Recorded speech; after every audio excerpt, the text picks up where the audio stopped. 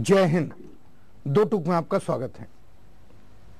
कल शाम एक समारोह था। उस समारोह में एक केंद्रीय मंत्री, उत्तरी राज्यों से आने वाले एक केंद्रीय मंत्री मेरे साथ बैठे थे। वहां पर शत्रुघ्न सिन्हा भी थे। इन मंत्री महोदय ने मुझे कहा कि आप जब बोलते हैं दो टूक में तो ऐसा लगता है जैसे विरोधी पक्ष का कोई नेता बोल रहा हो, बल्कि विरोधी पक्ष के लोग भी इस तरह की भाषा का और इस तरह के तेवर का इस्तेमाल नहीं करते। मैंने उनसे कहा, किस प्रोग्राम के बारे में आप बात कर रहे हैं? उन्होंने कहा, एफडीआई के ऊपर जो आपने पिछले 2 हफ्ते पहले जो आपने प्रोग्राम किया था उसके बारे में मैं बता रहा हूं आपको। मैंने सोचा उन्हें वही जवाब दूं, पर सोचा कि जवाब मुझे पब्लिकली देना चाहिए। हम हिंदुस्तान के जनता के दर्द को सरकार के सामने लाने की कोशिश करते हैं, और सरकार के सामने ही नहीं, हम हिंदुस्तान के लोगों के दर्द को, उनकी तकलीफ को, उनके आंसुओं को, उनकी पीड़ा को विरोधी पक्ष के लोगों के सामने भी लाने की कोशिश करते हैं। और जितना हम सरकार से कहते हैं उतना ही हम विरोधी पक्ष से भी कहते हैं। जब हम विरोधी पक्ष से कहते हैं तो इन लोगों को अच्छा लगता है जो सरकार में है, और जब सरकार को हम जनता का दर्द बताते हैं तो इन्हें अच्छा नहीं लगता। इनको लगता है कि हम सिर्फ आंसू बहाते रहें, अपनी बात इनसे न कहें। वो कत्ल भी करते हैं तो चर्चा नहीं होता, हम आ भी भरते हैं तो हो जाते हैं बदनाम। ये है इस मुल्क के गरीबों के बारे में, इस मुल्क की जनता के बारे में बात करने के ऊपर केंद्रीय मंत्री का वक्तव्य, उनकी प्रतिक्रिया। बहरहाल वो अपना काम करें, हम अपना काम करते हैं। 5 राज्यों में चुनाव होने वाले हैं। इसका असर सरकार की नीतियों पर तो दिखाई दे रहा है। मंत्री जी, ये मैं आप ही को संबोधित कर रहा हूं। इस बार भी देखिए, आप सरकार हैं, आपकी नीतियों का असर अगर दिखाई देगा तो हम क्या करेंगे? उसकी तारीफ करें या उसका विरोध करें? विरोध नहीं कर रहे हैं, उसका सिर्फ विश्लेषण कर रहे हैं, ताकि आप भी समझें और आप भी कुछ असर अपनी कैबिनेट में दिखाएं, ताकि लोगों के पक्ष में सही फैसले हों। सरकार की नीयत के ऊपर कोई असर दिखाई नहीं दे रहा है केंद्र सरकार की तरफ से, और यह बहुत महत्वपूर्ण मसला है।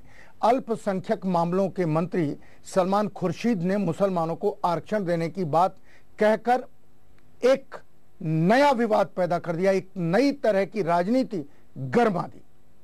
कांग्रेस पार्टी के निशाने पर उत्तर प्रदेश का चुनाव है।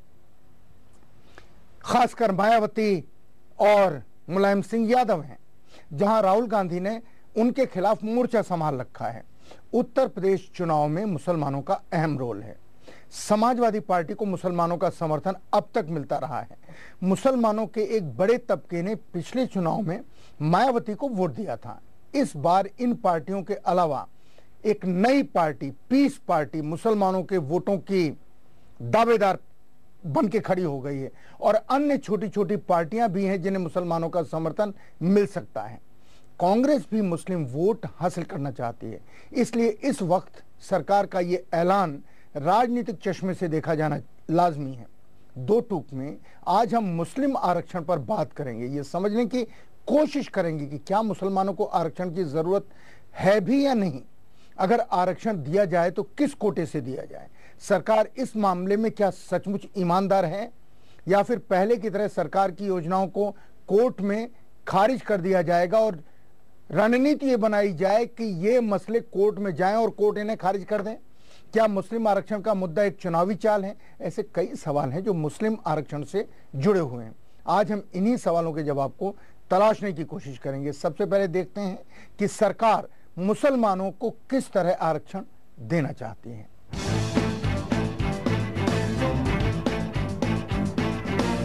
उत्तर प्रदेश विधानसभा चुनाव नजदीक आते ही कांग्रेस पार्टी को मुस्लिम मतदाताओं की याद आने लगी है। केंद्र सरकार के मुताबिक जल्द ही मुसलमानों को नौकरियों में आरक्षण देने का फैसला लिया जाएगा। इसके लिए जरूरी कागजी कार्रवाई पूरी हो गई है। सरकार पिछड़ों के कोटे से ही मुसलमानों को भी आरक्षण देना चाहती है। कांग्रेस उत्तर प्रदेश में अपना प्रदर्शन बेहतर करना चाहती है, इसलिए रंगनाथ मिश्र आयोग की रिपोर्ट के आधार पर मुस्लिम आरक्षण का ऐलान किया गया है। सरकार पिछड़ों के 27% आरक्षण में 8.4% का कोटा अल्पसंख्यकों को देने का विचार कर रही है, जिसमें 6% मुसलमान और 2.4% बाकी अल्पसंख्यकों के लिए हो सकता है। ओबीसी के आरक्षण में अल्पसंख्यकों के लिए आरक्षण देना ही सरकार की नीयत पर सवाल खड़ा कर रही है। इस फैसले का संसद में विरोध होगा। मुलायम सिंह की समाजवादी पार्टी, लालू यादव की राष्ट्रीय जनता दल यूनाइटेड के साथ साथ कई पिछड़े वर्ग के नेता इस फैसले का विरोध करेंगे। ये पार्टियां मुसलमानों को आरक्षण देने के खिलाफ नहीं है, फिर भी सरकार के फैसले का विरोध करेंगी। ये पार्टियां पिछड़ी जातियों के समर्थन से चुनाव जीतती हैं। अगर उनके हिस्से की नौकरियां अल्पसंख्यकों को दी जाएगी तो वे इस फैसले का विरोध करेंगे। कांग्रेस की रणनीति यह है कि मुस्लिम आरक्षण का विरोध करने वाली पार्टी मुसलमानों के वोट से वंचित रह जाएंगी, इसलिए उन्हें फायदा होगा। तो सवाल ये है कि क्या चुनावी फायदे के लिए सरकार मुस्लिम आरक्षण को हवा दे रही है? यदि केंद्र सरकार मुसलमानों को आरक्षण देने के लिए वाकई गंभीर है, तो उसे आरक्षण के प्रावधानों में संविधान संशोधन के जरिए ये पहल करनी चाहिए। दरअसल कांग्रेस की नजर यूपी के तकरीबन 19% मुस्लिम वोटों पर है। पिछले लोकसभा चुनाव में यूपी में 13 मुस्लिम पार्टियों ने चुनाव लड़ा। इनमें Muslim Majlis, Indian Union Muslim League, Muslim Forum, Ittehad Millat, Ulema Council, Awami Front, Bazm-e-Khawateen, Peace Party, Peoples Democratic Front, Parcham Party, Navbharat Nirman Party, United Democratic Front और सेक्युलर एकता पार्टी शामिल है। इसलिए इस बार यूपी के विधानसभा चुनाव में मुस्लिम वोटर किसी एक पार्टी को वोट दें, ये कहना मुश्किल है। इसलिए सभी दल मुस्लिम मतदाताओं को लुभाने में लगे हैं। यूपी की मुख्यमंत्री मायावती ने प्रधानमंत्री को चिट्ठी लिखकर संविधान में संशोधन करने की सलाह दी है। मुलायम सिंह यादव भी आरक्षण की मांग कर कांग्रेसी पहल को दिखावा बता रहे हैं। कानून मंत्री सलमान खुर्शीद कह चुके हैं कि सब कुछ हो चुका है, बस फैसला लेना बाकी है। सरकार मुसलमानों को आरक्षण देने की बजाय राजनीतिक फायदे के बारे में सोच रही है, लेकिन इस फैसले का विरोध होगा। भारतीय जनता पार्टी इसे मुद्दा बनाकर सरकार को कटघरे में खड़ा करने की कोशिश करेगी और इसे उन पार्टियों का समर्थन मिलेगा जो मुसलमानों के लिए आरक्षण ओबीसी कोटे से अलग चाहते हैं। कांग्रेस की मंशा यही लगती है कि इस मामले को लेकर विरोध होगा तो भी फायदा होगा, और अगर विरोध नहीं हुआ फिर भी पार्टी चुनाव में ये कह सकेगी कि कांग्रेस ने मुस्लिम आरक्षण का जो वादा किया था उसे पूरा कर दिया। खतरा इस बात का है कि मुस्लिम आरक्षण का हाल कहीं एफडीआई के फैसले जैसा ना हो जाए। ध्यान दीजिए, ये सिर्फ बातें हैं, सरकार ने भी फैसला नहीं लिया है। फैसला ले लिया है, इसका सिर्फ ऐलान किया है। संसद का सत्र चल रहा है, इसलिए ये मामला संसद में गूंजेगा ही। ये सरकार पर निर्भर करता है कि इस फैसले को किस तरीके से वो लागू करे। क्या संसद में इस मामले पर बहस के साथ साथ वोटिंग भी होगी? सरकार अगर इस सत्र में इसे लागू नहीं करती है तो समझा जाएगा कि अल्पसंख्यक मामले के मंत्री का बयान राजनीति से प्रेरित था। राहुल गांधी उत्तर प्रदेश में मुसलमानों और अल्पसंख्यकों के बीच अपनी पैठ बना रहे हैं। साथ ही कांग्रेस ने इस मामले को उठाकर एक मास्टर स्ट्रोक खेलने की कोशिश की है। उत्तर प्रदेश में मुसलमान फैसलानुकूल असर डाल सकता है, शायद इसलिए दूसरे दलों को अब यह समझ में नहीं आ रहा है कि इसका क्या जवाब हो। इस फैसले का सबसे ज्यादा नुकसान मुलायम सिंह की समाजवादी पार्टी को होने वाला है, या हो सकता है। मुलायम सिंह के जीतने के लिए यादवों और मुसलमानों का समर्थन जरूरी है। इन दोनों में से एक भी अगर थोड़ा सा भी खिसका तो समाजवादी पार्टी की सीटें सिमट जाएंगी। एक ब्रेक लेते हैं, ब्रेक के बाद आपको बताएंगे कि क्या मुसलमानों को आरक्षण की सचमुच जरूरत है। थोड़ा सा इंतजार कीजिए और लौट के जानने की कोशिश कीजिए कि मुसलमानों के असर को बेअसर करने के लिए कौन क्या क्या कर रहा है।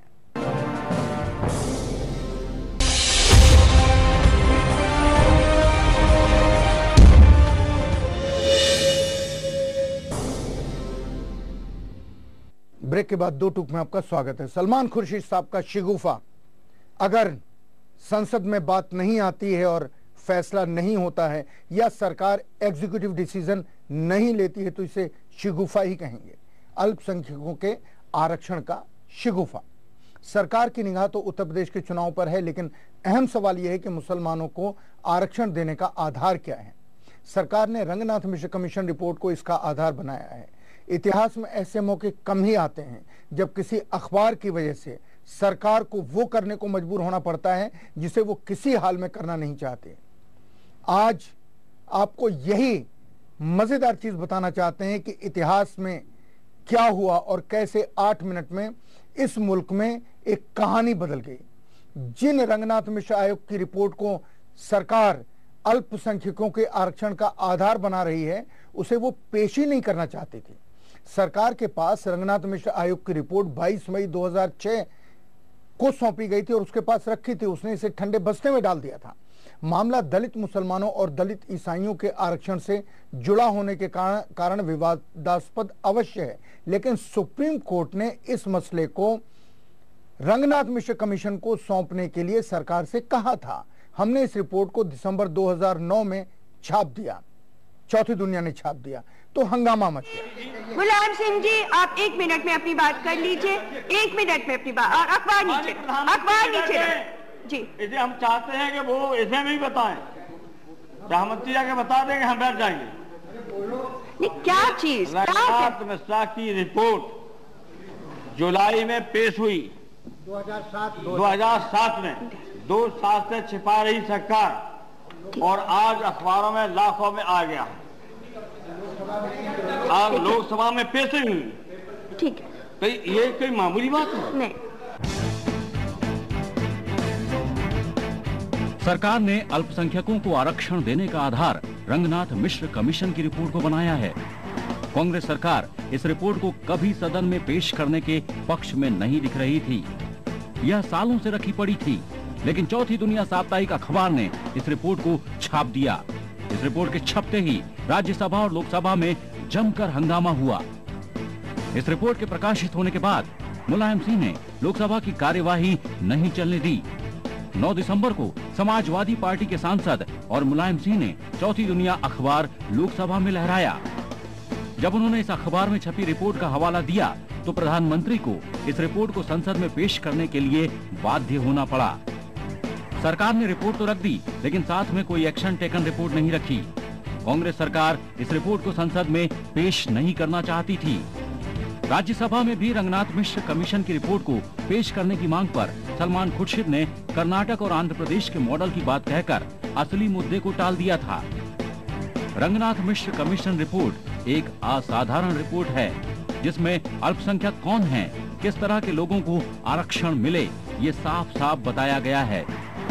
इस रिपोर्ट के मुताबिक अल्पसंख्यकों में शामिल उन सभी वर्गों और समूहों को भी पिछड़ा माना जाए जिनकी हालत बहुसंख्यक समाज के पिछड़े और दलितों जैसी है। मतलब यह कि धर्म के आधार पर किसी के साथ कोई भेदभाव नहीं किया जाए। रिपोर्ट में पिछड़े अल्पसंख्यकों के विकास के लिए उपाय भी सुझाए गए हैं, जिसमें शैक्षणिक और आर्थिक उपाय महत्वपूर्ण हैं।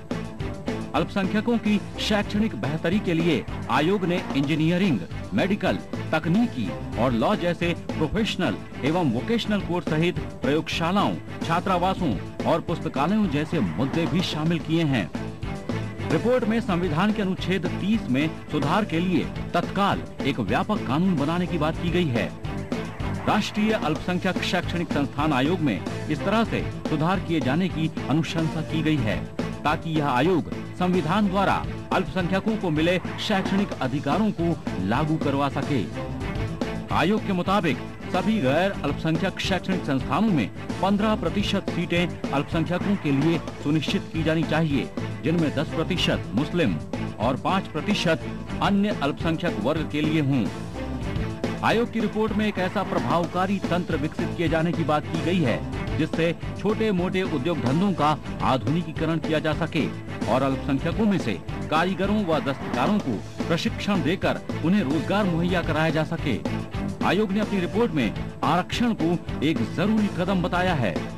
आयोग का सुझाव यह है कि सभी सरकारी नौकरियों में 15% सीटें अल्पसंख्यकों के लिए आरक्षित हों।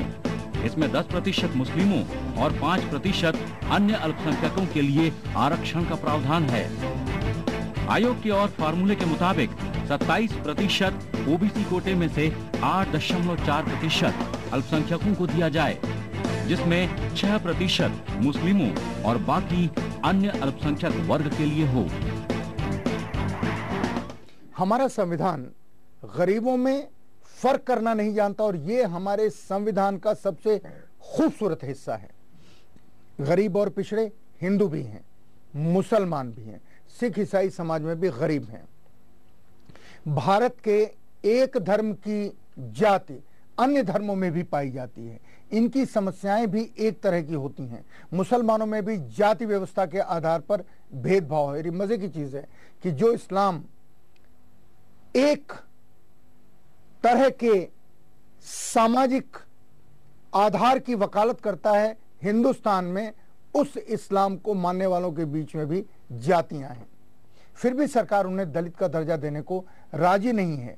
मुसलमानों में जो दलितों का काम करते हैं उन्हें दलित का दर्जा देने के लिए सरकार राजी नहीं है, जबकि रंगनाथ मिश्र आयोग ने अपनी रिपोर्ट में स्वीकार किया है कि ईसाई और मुसलमानों की सामाजिक और शैक्षणिक स्थिति भी हिंदू दलितों की ही तरह है। भारतीय संविधान जाति के आधार पर किसी भी तरह के भेदभाव को नकारता है। धर्म के आधार पर भी भेदभाव का निषेध है, लेकिन हकीकत यह है कि यह भेदभाव हो रहा है। सरकार अगर मुसलमानों को आरक्षण देना चाहती है, उनका उत्थान करना चाहती है, तो सिर्फ रिजर्वेशन देने से यह काम नहीं चलेगा। सरकार को रंगनाथ मिश्र कमीशन रिपोर्ट को पूरी तरह से लागू करना होगा। इसकी जरूरत है, जिससे हर धर्म के गरीब, दलित और आदिवासियों का आर्थिक और सामाजिक विकास हो सके। सरकार अगर रंगनाथ मिश्र आयोग को आरक्षण का आधार बनाना चाहती है तो इस रिपोर्ट की दूसरी बातों को क्यों नजरअंदाज कर रही है, अनदेखा क्यों कर रही है। एक ब्रेक लेते हैं। ब्रेक के बाद आपको बताएंगे कि अल्पसंख्यकों को आरक्षण देने के पीछे कोई राजनीति है क्या, और अगर वो राजनीति है तो क्या है। थोड़ा सा इंसान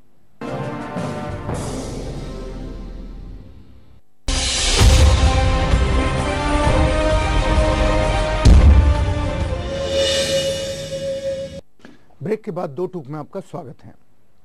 सरकार ने चुनावी नुकसान और फायदे को देखते हुए रंगनाथ कमीशन रिपोर्ट को दबा रखा था और अब चुनावी नुकसान और फायदे को देखते हुए अल्पसंख्यक आरक्षण का मुद्दा उठाया है। मुसलमानों और ईसाइयों के आरक्षण के मुद्दे पर शायद हर पार्टी में भ्रम की स्थिति है। दरअसल इसमें कई पेच भी हैं। सबसे बड़ा सवाल यह है कि मुसलमानों और ईसाइयों को आरक्षण किस कोटे से दिया जाए। क्या इन्हें सामान्य कोटे से आरक्षण दिया जाए या फिर अनुसूचित जाति और जनजाति के कोटे से कुछ हिस्सा काटकर इन्हें आरक्षण दिया जाए। अल्पसंख्यकों के लिए कोई रास्ता कैसे निकाला जाएगा, इन सवालों को लेकर राजनीतिक दलों में बहस होगी।